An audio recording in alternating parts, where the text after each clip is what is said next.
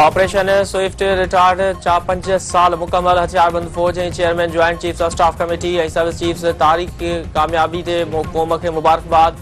ISPR जो चवणु आहे त 27 फरवरी 2019 ईस्वी ते पाकिस्तानी अवाम जे अज़म ऐं हथियारबंद फौज जी पेशवारानी सलाहियत जो मुज़ाहिरो कयो वियो। पाक फौज जी इस्तक़ामत ऐं क़ाबिलियत जो एतिराफ़ सॼी दुनिया जे फौजी माहिरनि ऐं तर्ज निगारनि कयो। इलाक़ाई सालमियत ख़िलाफ़ कंहिं बि जारियत जो भरपूर जवाबु ॾिनो वेंदो।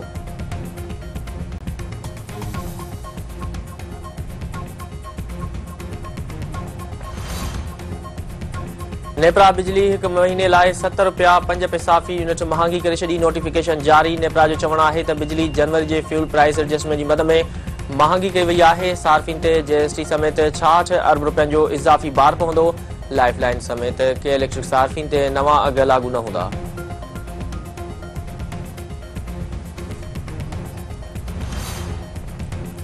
सदर आरिफ अलवी क़ौमी असेंबली जो इजलास घुराइण लाइ मोकिलियल समरी वापसि करे छॾी। स्पीकर तरफ़ां इजलास 29 फरवरी ते तलब करण जो फ़ैसिलो।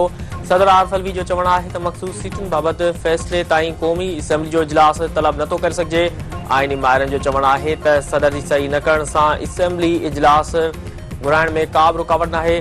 सदर वटि 21 ॾींहं खां अॻु इजलास घुराइण जो इख़्तियार आहे। स्पीकर आर्टिकल 91 जी शिक 2 तहत इजलास घुराए सघे थो।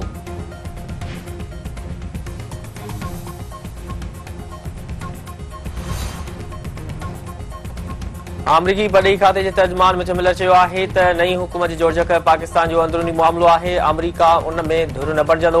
हू पाकिस्तान में हुकूमत खे उन अंदाज़ में अॻिते वधंदे ॾिसणु चाहिनि था जेका पाकिस्तानी अवाम जी मर्ज़ीअ जी अकासी करे। हू चाहिनि था त रिपोर्ट कयल बेज़ाब्तिगी जी जांच जल्द खां जल्द मुकमल थिए। अमरीकी तर्जुमान पाक ईरान गैस लाइन मनसूबे ते तबसरो करण खां इनकार करे छॾियो।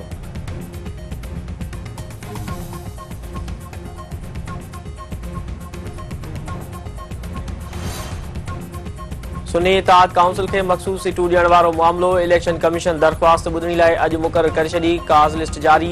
इलेक्शन कमिश्नर जी सरबराहीअ में 5 रुकनी बेंच कमीशन दरख़्वास्त ॿुधणी। सुन्नी इत्तेहाद काउंसिल खे नोटिस जारी कयो वियो।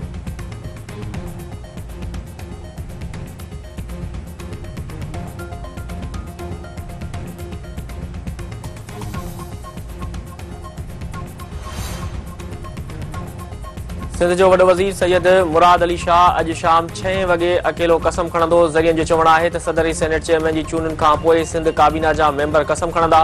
सिंध काबीना में 18 वज़ीर 5 सलाहकार ऐं 16 ख़ासि मददगार शामिल हूंदा।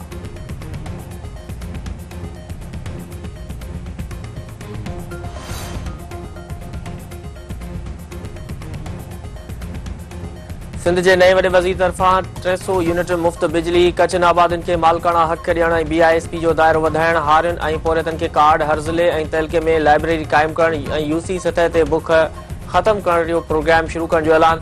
सैयद मुराद अली शाह जो चवणु आहे त बिलावल भुट्टो ज़रदारी ईंदड़ आम चूंडुनि में अवामी वोटनि सां वज़ीर आज़म थींदो। ॿियनि सूबनि जे माण्हुनि खे बि PP खे वोट ॾियण लाइ राज़ी कयो वेंदो। कच्चे में धाड़ेलनि ख़िलाफ़ ऑपरेशन ऐं स्ट्रीट क्राइम ख़िलाफ़ कार्रवाई संदसि पहिरीं तरजीह आहे। सिंध तमामु घणी ॾुखियाईनि खे मुंहुं ॾेई रही आहे। दहशतगर्द हिकु दफ़ो ॿीहर कर खणी रहिया आहिनि। तनक़ीद जो को बि ख़ौफ़ नाहे। हर माण्हू ग़लती कंदो आहे। मुख़ालिफ़ धुर खे ग़लतियुनि जे हाकारी नमूने निशानदेही करणु घुरिजे। आम चूंडुनि जे नतीजनि ते ख़दशा आहिनि। सीटुनि जी वापसी लाइ हू क़ानूनी जंग कंदा। PP पंहिंजे चईनि सीटुनि लाइ मुल्की सलामती ख़तरे में न विझंदी। शयूं तब्दील करण लाइ लीडर जी ज़रूरत हूंदी आहे जेको बिलावल भुट्टो ज़रदारी आहे। सिंध जी अवाम PP खे माज़ी खां वधीक वोट ॾिना आहिनि। बिलावल भुट्टो ज़रदारी बरसात मुतासिरनि खे घर ठहिराए ॾियण जी हिदायत कई आहे।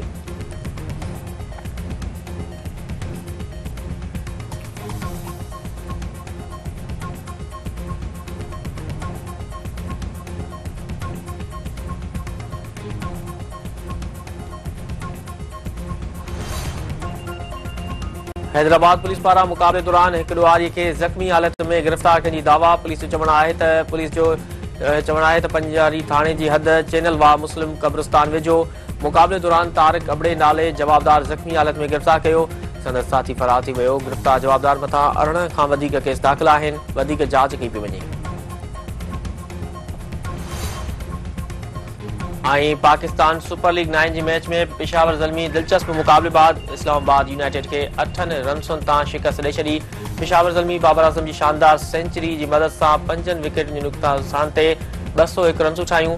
इस्लामाबाद यूनाइटेड कोलिन मनरो जी 71 ऐं आज़म खान जी 75 रन्सुनि जी शानदार इनिंग्स खेॾण बावजूदि 8 रन्सुनि ताईं हारे वई।